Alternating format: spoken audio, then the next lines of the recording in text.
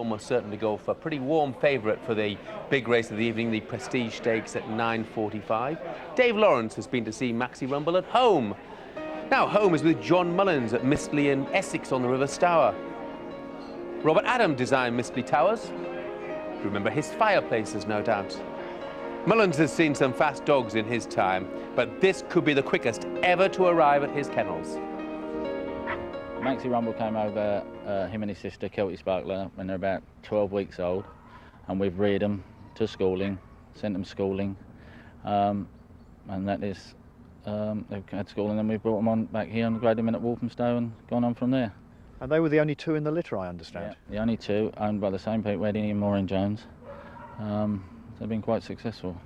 Well, it's amazing, really, because I mean, obviously, talk about Kelty Sparkler first. She won the Racing Post Puppy Stayers at Walthamstow back in November. She's on the easy list at the moment, though. She's on the easy list because she's torn her shoulder for about 6 weeks. She had a more forward experience for Maxie because he had a few problems in the beginning, but she'll be back. She's good, nothing serious.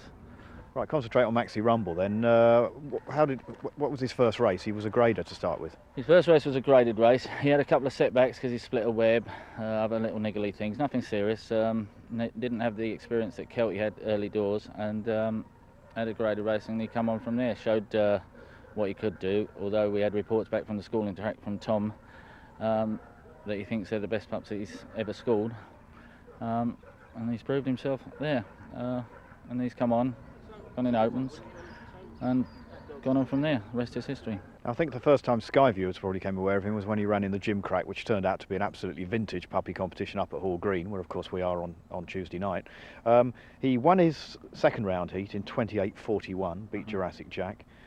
He then won his semi-final in 28:51 minus 30, so a 28:21 run round Hall Green for one so young. And then he lined up in the final. What were you confident when he went to the final? Well, I wasn't confident. I'm never confident in any final, even on Tuesday. Although he's got a favourites chance, he's got an above average good chance. He's got track one, but I still won't be confident because you've got to have luck. But in the final, he was against good dogs, and the winner ran brilliant. You couldn't take it away from him. For him to actually come from behind the winner and beat him, he'd have had to break the clock. So I couldn't take anything away from his run. And bringing things up to date, you then stepped him up to 6:40 at Walthamstow, and that was, a lot of people are sort of comparing that race with Ballyregan Bob against Ballintubber 1 from a few years ago, because he picked up Rapid Best, who was well clear. Well, yeah, but I don't think you can possibly compare them with them two. You can only compare with what we've got at the time, run against at the time. Rapid Best is brilliant.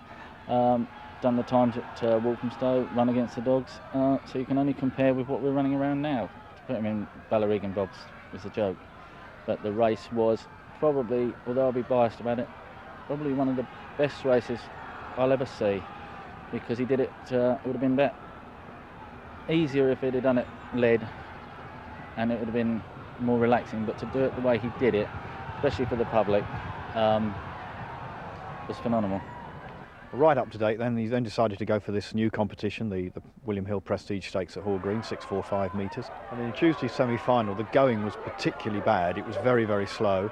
But he picked up the St Ledger winner, Ali Bolt Lad. Yeah, up until his race, and I believe after that race, he was the only railer that won.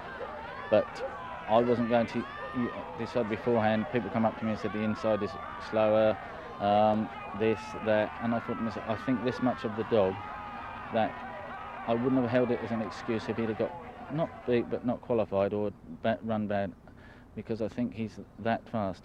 Whether he wins on Tuesday or not is another matter. He's got to be lucky. But it was slower on the inside, but he went about it and done it well. And again, Tuesday's final, I mean, arguably one of the best six-bend competition finals we've had for some time. I mean, Frisbee Folly, Frisbee Fasan, Ali Bolt Lad, Rapid Best again.